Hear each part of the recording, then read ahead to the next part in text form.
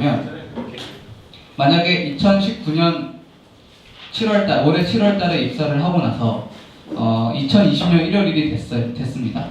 그렇게 되면은 연체휴가를 몇 개 줘야 되냐? 1년이 안 됐는데, 네, 그렇게 됐을 때는 그 비례를 해서 주는 거죠. 그래서 만약 7월 1일부터 입사한 사람은 내년 1월 1일에 6개월이 지난 거잖아요. 그래서 그 15개 중에서 비례를 해서 반개, 그래서 7.5개를 1월 1일날 이렇게 지급받게 되는 겁니다. 근데 그거에 대해서 원래는 15개가 그러면 줘야 되는데, 회계연도 기준으로 그 회사가 이제 편의에 의해서 이렇게 주는 거잖아요. 그래서 그런 부분에서는 만약 청구를 하면 당연히 줘야죠. 그거를 거부할 그런 건 없다. 거부할 권리는 없고 줘야 된다라는 내용을 좀 더 추가적으로 말씀드리고 넘어가겠습니다. 연체휴가 관련해서 두 번째 개정된 거는 육아휴직자가 이제 육아휴직에 들어갈 때 이제 연차휴가의 그 부여를 위한 한정 기간에 포함해야 된다. 이제 이게 명문화가 됐습니다.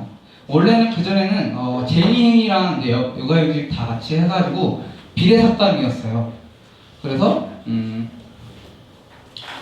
육아휴직을 쓴 만큼의 그거는 이제 연차휴가 연차휴가 일수를 부여할 때 그만큼 비례해서 줬다 이거였는데 이게 좀 그렇죠. 왜냐하면 만약에 육아휴직을 2019년 1월 1일부터 12월 30일까지 썼다. 1년 동안 쓴 거잖아요.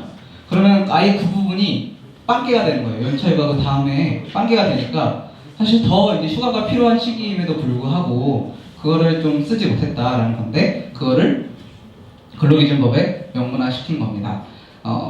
제가 알고 있는 게 근로일 딱 날짜상 일자로 이제 했을 때는 좀 상관이 없는데 이런 경우가 있어요. 영업일 기준으로 해서 한다. 그리고 영업일 기준으로 1년 하면은 날짜상 달력상 1년을 넘어가잖아요. 영업일은 일요일은 영업 안 하고 뭐 토요일에 영업 안 하고 그러니까 그런 영업일 기준으로 1년을 쓰고 있는 때에는 달력상 1년은 넘어가는데 그럼 이것까지 다 포함하는 거냐? 라고 했을 때 그건 아니다 라는 거죠. 그래서 그 달력상 1년이 되는 기간까지만 여기서 말하는 연차휴가 산정에 이제 포함시켜야 되는 거기에 포함되는 거고, 그 이상을 넘어가는 기간에 대해서는 출근으로 간주하지 않기 때문에 별도로 이제 합의를 한다거나 그런 이제 소정의 절차가 좀 더 필요하다라는 겁니다. 그래서 이거 해서 질문이 이제 이렇게 정리 좀 해봤습니다.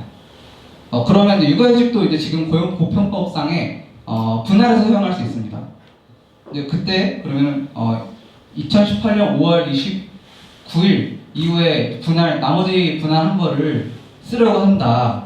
그때는 어떻게 해야 되냐? 이미 27년에도 한 번 갔다 왔는데 했을 때 두 번째 육아휴직 할 때는 이걸 적용해야지 이렇게 이제 말을 하고 있고요.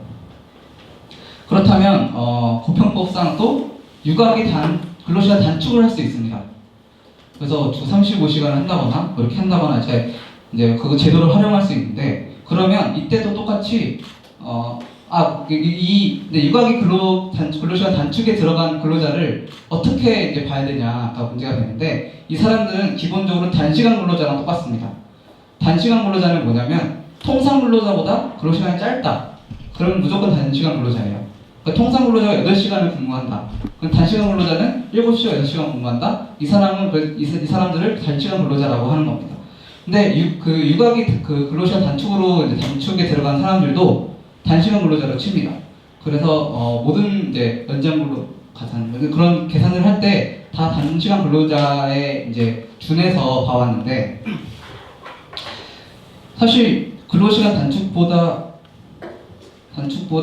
육아휴직에 들어가시는 분들이 일을 어쨌든 그 기간이 좀 비게 되는데, 이 사람들도 이제 그걸 적용해서 육아휴직도 지금 출근으로 간주하는 시대가 왔는데 근로시간 단축도 그렇게 해야 되는 거 아니야? 했는데 아쉽게도 그건 좀 아니다. 그게 약간 입법상 미비이긴 한데 근로시간 단축 근로자는 어쨌든 단시간 근로자이기 때문에 연차 휴가나 그런 거 산정을 할 때 단시간 근로자에 준해서 시간별로 이제 산정하게 됩니다.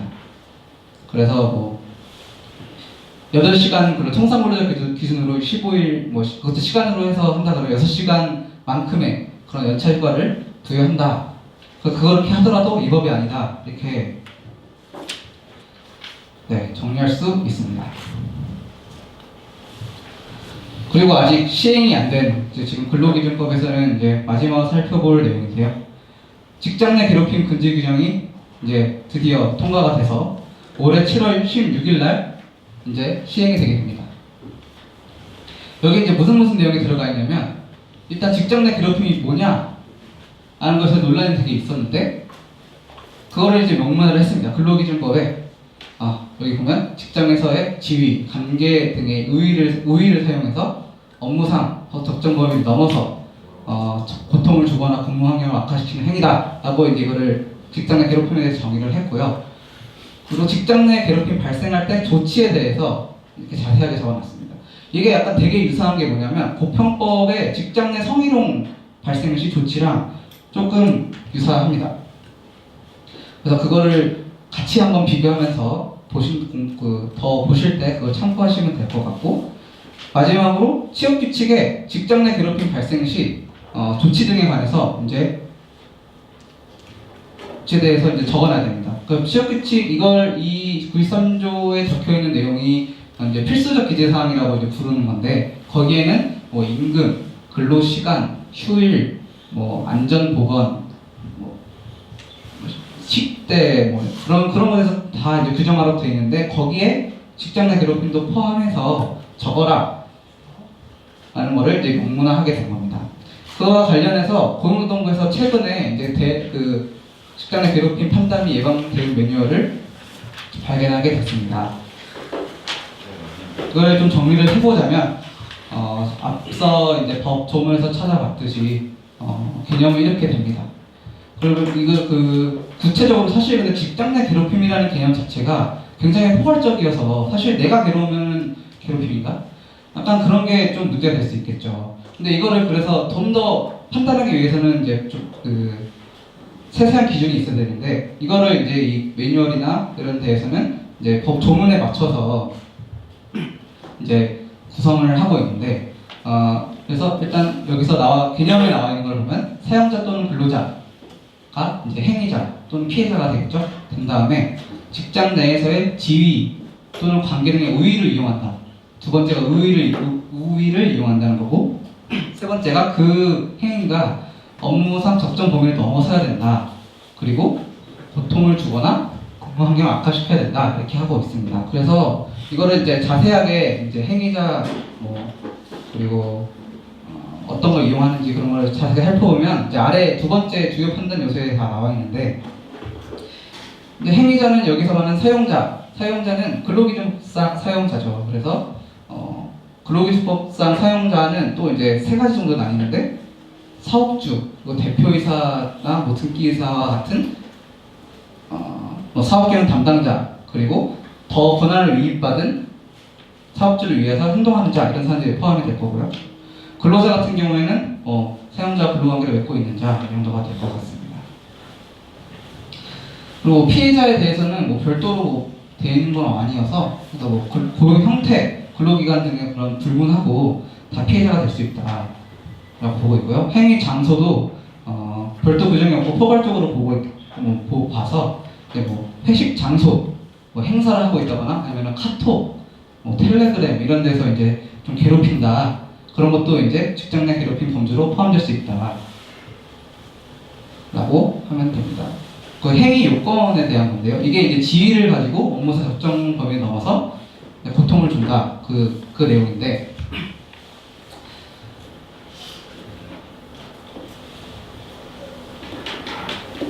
네, 그래서 첫 번째는 이제 우위를 이용한다는 거죠. 그래서 뭐 당연히 지위상 우위를 이용해서 하는 것뿐만 아니라 관계 우위까지 포함해서 굉장히 다양합니다. 그래서 수적 측면에서 이제 뭐 여러 명이 한 명을 한다거나, 아니면 연령이 많은 사람이 학벌이 좋은 사람이 그렇게 한다거나, 아니면은 뭐 남성이 여성을 이렇게 한다거나, 그런 다 포함해서 이제 이런 우위를 사용해야 된다라는 것을 말합니다.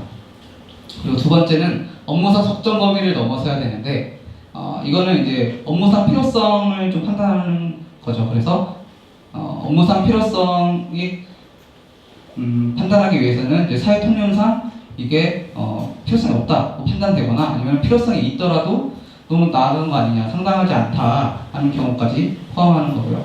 이런 것들을 이 밑에 판례는 뭐냐면 지금은 이제 법이 삭제가 됐는데 남녀차별 금지 및 구제에 관한 법률에 나와 있는 성희롱에 대해서 이제 나와 있던 내용인데 거기서는 포괄적인 업무 관련성을 봐야 된다라고 해서 그런 것들을 좀 유사하게 적용해서 하고 있습니다.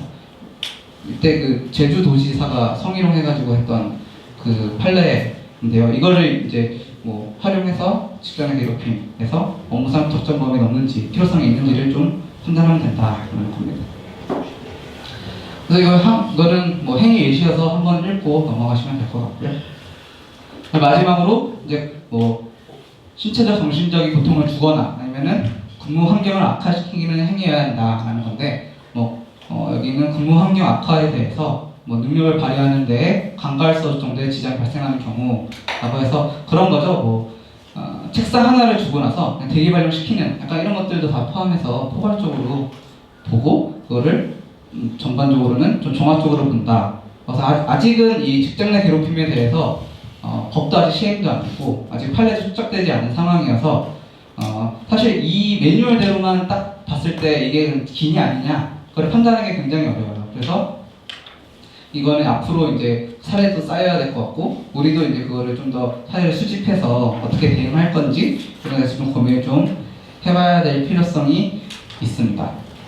아래에는 취업 규칙에 이제 이거를 이제 명문화를 시켜야 되는데 그 예시들을 좀 적어놓은 거예요. 그래서 몇 가지 참고하셔서 하시면 될 것 같고 참고로 이거는 직장갑주 119에서 이제 이 법 개정에 맞춰서 이제 발간한 자료에도 나와 있는 내용이어서 거기에도 이제 직장 내 괴롭힘의 정의나 아니면 사례 이런 거에서 굉장히 자세하게 나와 있거든요. 이거는 그리고 우리 모범 단협안에도 지금 포함이 돼 있어서 사측이 이런 거를 이제 할 때 우리한테 의견을 주거나 달라고 하거나 아니면은 되게 협소하게 아니면은 그냥 적게 번역을 하려고 한다. 그렇다면은 그 기준이 좀 있어야 되냐. 우리도 왜냐하면은 직장의 괴롭힘이 뭔지 모르는데 나도 지금 괴로운데 뭐가 괴롭힘이지? 그런 게 있으니까 이런 걸 좀 기준으로 해서 반영을 하면 좋을 것 같습니다. 그래서 원래 이때 질문 타임을 가지려고 했는데 쉬는 시간 먼저 가져서 넘어가도록 하겠습니다. 두 번째는 고용평등법 쟁점입니다. 그 연차 휴가나 그런 개정된 시기와 똑같이 이때 이제 사업주의 직장 내 성희롱 조치 의무가 강화되었습니다. 그래서 직장 내 성희롱 발생 조치에 대해서 그전에는 굉장히 이렇게 포괄적이고 선언적으로 조치를 해야 되고 불리한 조치를 하면 안 된다 이런 게 있었습니다. 근데 작년 5월부터 이제 이렇게 바뀌었죠. 굉장히 이제 좀 우리가 보기에는 되게 길어서 보기 싫다 이 정도로 좀 넓어졌는데 가장 특이할 점은 뭐냐면 이 불리한 조치를 하면 안 된다라는 것에 대해서 굉장히 세분화시켰다는 거죠. 이런 게 이제 실제 이런 일이 있을까 했는데 실제 이런 일이 있으니까 이렇게 입법을 시켰겠죠. 그래서 이런 거 가장 크게 바뀌었다라는 거고 이 법을 좀 요약을 하자면 이렇게 요약할 수 있습니다. 성희롱 인지 시에 지체 없이 조사를 실시해야 된다. 그리고 여기서 가장 중요한 거는 누구든지 신고할 수 있다는 거예요. 내가 만약에 피해를 입었어. 피해를 입은 사람뿐만 아니라 그거를 봤거나 듣거나 인지한 사람이나 다 신고를 할 수 있고 사업주는 이에 대해서 바로 조사를 해야 된다라는 겁니다.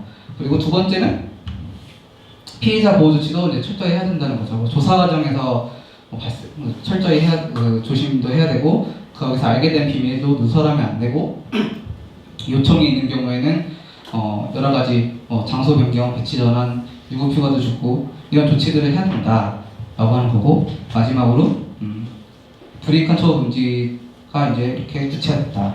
사실 이런 게 시행령이나 아니면 시행 조치가 아니면 따로 이제 자치적으로 해왔던 것들을 좀 더 이렇게 법에 명문화 시킴으로써 좀 더 엄중하게 보겠다라는 겁니다.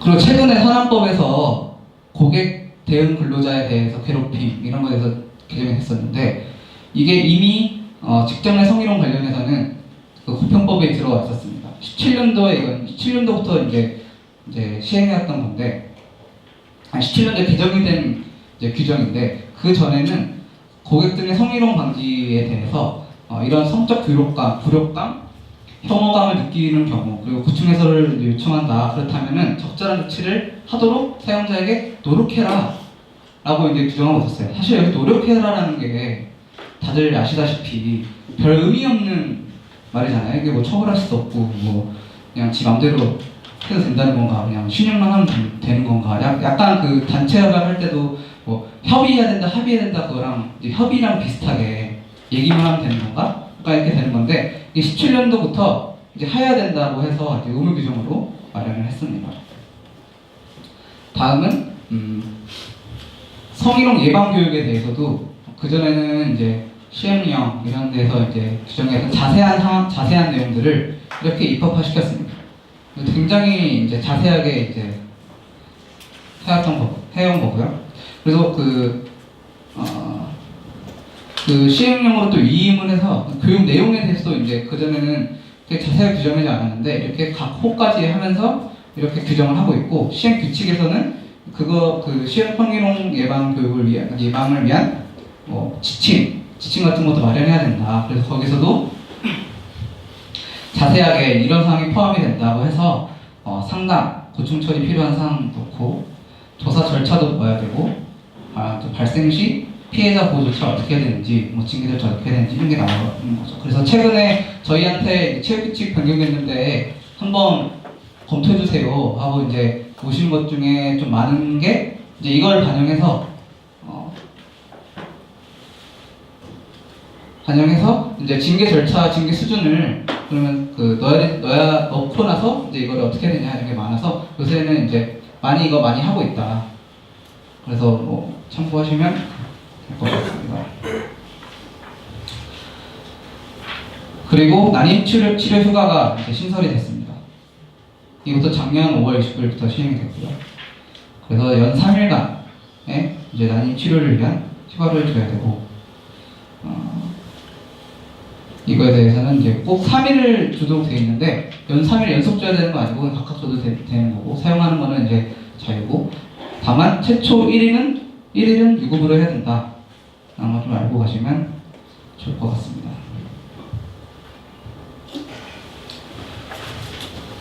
그리고 그 다음으로 할 게 산안법 관련된 이제 내용인데요.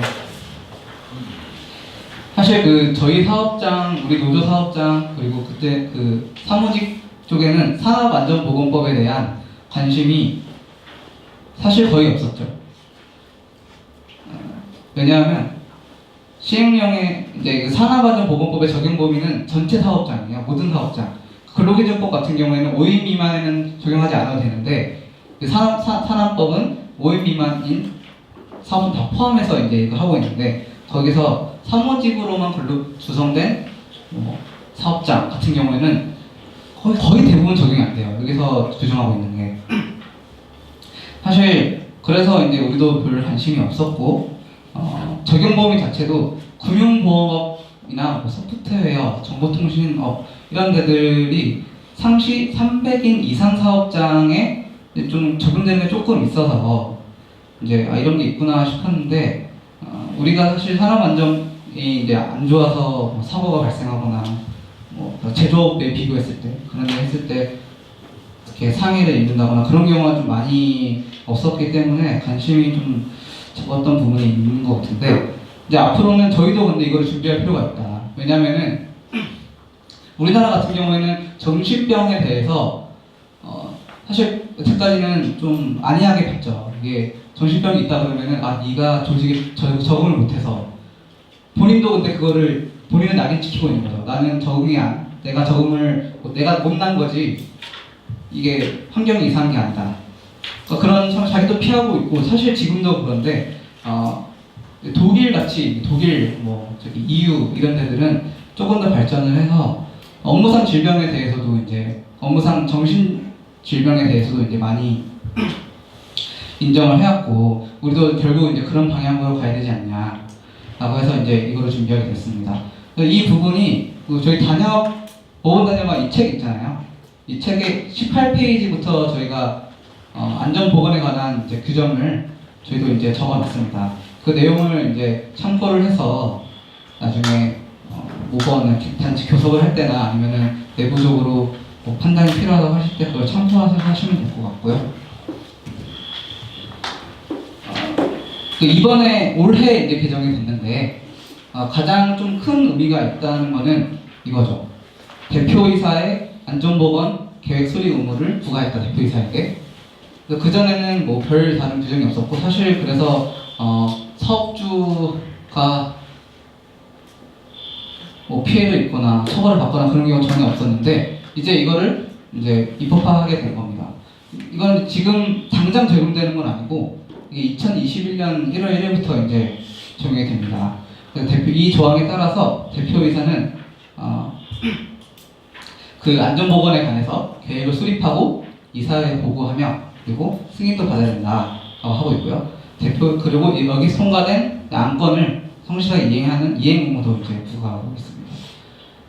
그리고 이 계획에 이제 비용, 시설, 인원 등의 사항들을 포함하도록 되어 있고, 이 적시된 이런 예시적인 거 말고도 아마도 이제 시행령이나 여기도 아직 대통령령으로 이제 이거 위임하고 있는데 아직 시행령이 나오지 않았기 때문에 시행령에는 더 자세한 사항이 들어갈 것 같다.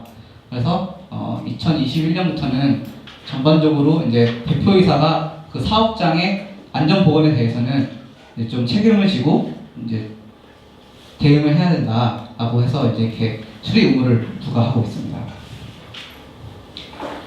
두 번째는 고객응대 근로자 보호 관련해서 작년부터 이미 이제 시행이 되고 있었습니다. 이게 그 유명한 이제 감정노동자 보호법이라고 해가지고 거창하게 이제 나온 건데요. 여기서는 이제 감정노동자 보호법이라고 하고 이제 고객응대 근로자에 대해서만 이제 이렇게 규정하고 있습니다.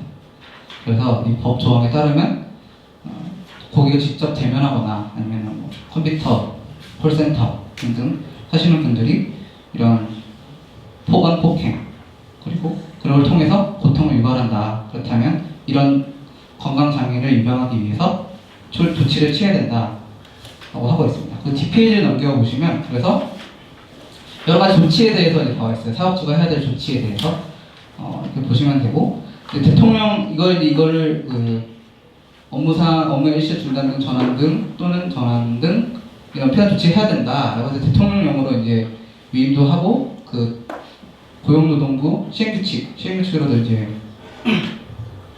하고 있습니다. 시행규칙에서는 그 건강장애를 예방하기 위해서 그 고용노동부령으로 정하는 바에 따라 조치를 해야 된다라고 했는데 여기서는 예방 조치를 이제 적어놓고 있는 거죠. 그래서 이제 똥물명이 1, 2, 3, 4 이렇게 나와 있는데 첫 번째가 문구 또는 음성 이런 거를 이제 안내해야 된다라는 거고, 이런 것들은 이제 제가 이제 노동부랑 통할 일이 되게 많은데 노동부에도 전화를 하면 이 법이 시행됐으니까 뭘 하지 마라 그런 것도 있고, 그 마트에 많이 가보시면 이제 이렇게 적어놔요. 이렇게 뭐 이 법이 통과됐으니까 이제 이런 게 조심해달라 그것도 있고 그렇게 조치들을 취하도록 하고 있고, 그리고 매뉴얼도 마련해야 됩니다. 고객들이 이렇게 어떤 폭언폭행 등을 했을 때 어떻게 대처해야 되는지, 뭐 1차 경고 어떻게 하고 2차 경고 어떻게 하고 3차를 끊는다, 뭐 그런 이제 사업장이나 그런 업종에 맞는 매뉴얼들을 마련하도록 의무를 부과하고 있습니다. 그리고 이거와 관련해서 당연히 우리 직원들에게 노동자들에게 교육을 실시해야 된다라고 있고요. 이 매뉴얼 같은 경우에 이제 아마도 이제 좀 만들었을 것 같은데 사측에서 저희도 이런 거 좀 확인을 해보고 우리 조합원이나 직원을 잘 보호할 수 있는지 이런 거를 한번 점검해보는 것도 좋은 기회가 될 것 같습니다. 그리고 이 항에서는 뭐 건강장애 발생했다, 발생 우려가 있는 경우에는 조치 이렇게 해야 된다라고 의무를 부과하고 있습니다. 그리고 사실 우리가 좀 생소한 건데 이걸 좀 살펴보자면 산안법 제24조에는 보건조치라는 게 있어요. 그래서 사업장 내에서 이렇게 열거된 이런 것들에 의한 이제 건강 장애를 예방하기 위해서 적절한 조치를 해야 된다. 필요한 조치를 해야 된다. 그래서 이걸 통해서 사망에 이른다. 이거 안에서 사망에 이른다. 그렇다면 굉장히 셉니다. 7년 이하의 징역 또는 1억 원 이하의 벌금. 이거를 그냥 지키지 않았을 때는 5년 이하의 징역, 5천만 원 이하의 벌금 이렇게 처한다. 좀 과중한 처벌 조항을 이제 두고 있죠. 근데 문제는 이제 이걸 통해서 사실 좀 처벌받는 경우가 좀 적은 게 약간 문제긴 한데, 그래서 법을 이제 지키도록 하는 게, 그거를 시스템을 갖춰야 되는 건 사업주의 의무니까 이거를 우리가 주장할 수 있다라는 겁니다. 이거와 관련해서 자세하게 이제 이런 조치들에 대해서는 산업안전법 시행규칙에는 없고, 산업안전보건에 관한 규칙에 이제 이 24조에는 보건조치가 나와 있는데 23조에는 안전조치가 나와 있어요. 안전조치와 보건조치의 그런 구체적인 이제 의무에 대해서 해야 되는 의무에 대해서 산업안전보건에 관한 규칙에 이제 자세하게 나와 있습니다. 거기서 이제 우리 조합원이나 직원들에게 해당될 게 뭘까를 좀 살펴봤을 때, 이제 좀 미세먼지가 요새 또 심하잖아요. 미세먼지가 심하고 실내에서도 이제 미세먼지에 대해서 이제 주의를 요하고 그런 분진들이 이제 많이 발생하기 때문에 외부 공기에 의해서 우리가 이런 걸 할 수 있겠다. 그래서 거기서는 사무실에 대해서 이제 의무 조치를 구하고 있습니다. 그래서 여기 실내 공간이 다 이렇게 포함되어 있고, 사무실 오염 물질에 관해서 공기저감 정화 설비를 통해서 이제 보호를 해야 된다고 하고 있습니다. 그래서 밑에는 더 구체적으로 공화 설비는, 공기정화 설비는 이렇게 해야 된다. 그리고 이거를 유지 관리하기 위해서 적절한 조치를 취해야 된다. 구체적으로 규정하고 있고요. 잠시만요.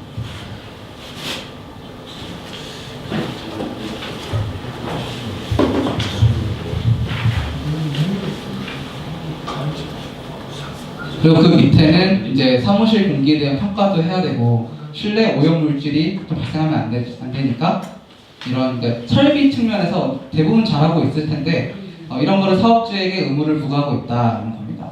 그리고 여기다가는 좀 적시를 하지 않았는데 5개 작업을 하는, 그러니까 밖에 나가서 이제 일을 하는 사람들에 대해서도 미세먼지가 이제 한참 이제 심해졌으니까 그거에 대한 경각심도 일깨워줘야 되고, 마스크를 쓰게 하는, 마스크를 부여하고 적절한 이제 장비, 설비를 지급해야 된다 하는 규칙도, 규정도 이 규칙에 들어가 있습니다. 외근 다니는 직원들한테는 마스크를 지급해야 된다는 그렇죠. 그걸 우리가 주장할 수 있는 거죠. 주장할 수 있다? 네. 사실 왜냐하면 제가 그걸 주장할 수 있다고 말씀드리는 게 그런 이 규칙에 나와 있는 사항이 사실 잘 처벌되지 않아요. 지금 저기 이렇게 쭉 나에 대한 기간 저기 어떤 기준이 마련된 건 아니잖아요. 이거에 대해서는 이 규칙에 나와 있고 가이드라인이 따로 또 안전보건공단이나 그런 데에 또 나와 있어요. 그런 것들을 이제 회사에서는 아무래도 하겠죠. 그리고 회사가 건물을 관리하진 않잖아요. 또 외주를 줘서 그러니까 자신이 하지 않고 다른 하도급을 주거나 아니면 아예 관리업체를 선정해서 하기 때문에 사실 회사에 대해서 직접적으로 하기보다는 좀 그런 환경적인 측면에서 이런 거를 갖춰야 되지 않겠냐라고 이제 저희가 주장할 수 있다 라고 말씀드린 거고, 이게 그림으로 이렇게 예쁘게, 그러니까 이런 게 다 어렵잖아요. 사실 저는 문과여서 이제 이런 걸 잘 몰라서 이런 게 어떤 기준으로 해야 돼? 이런 게 이제 한두 분이 아니니까 안전보건공단에서는 이렇게 그냥 그림으로 보기 좋게 어디까지 가 있냐면 안전보건공단 홈페이지에 가보시면 만화로 이거를 설명해 놨어요. 만화로 산업안전보건에 관한 규칙에 대해서 1조부터 저희 600몇 조까지 있는데 거기까지 다 만화로 이렇게 설명해 놨어요. 물론 만화도 봐도 어려운데 그 정도로 이렇게 안전보건공단에 설명을 좀 해놓고 있고 이해하기 좀 쉽게 하고 있고, 그래서 여기서는 그렇게 이렇게 나왔죠. 규칙에 나와 있는 건 아닌데 여기서는 빌딩 증후군, 새집 증후군, 질환이 이렇게 발생할 수 있고 이런 화학물질 관련 새집 증후군 같이 이런 게 발생할 수 있다. 이런 거에 대해서 이제 고시는 아니고 좀 볼 수 있도록 이제 규정하고 좀 소개를 하고 있습니다. 그리고 좀 볼만한 거는 좀 이런 게 있겠죠. 컴퓨터 조작 업무. 우리 다 컴퓨터 조작을 다 하시잖아요. 저도 맨날 9시에 출근해서 퇴근할 때까지 이제 컴퓨터를 만지는데 이 조작 업무 같은 경우에도 이렇게 조치를 취해야 된다라고 돼 있어서 요약하자면 작업장, 컴퓨터, 책상 기구, 의자 아니면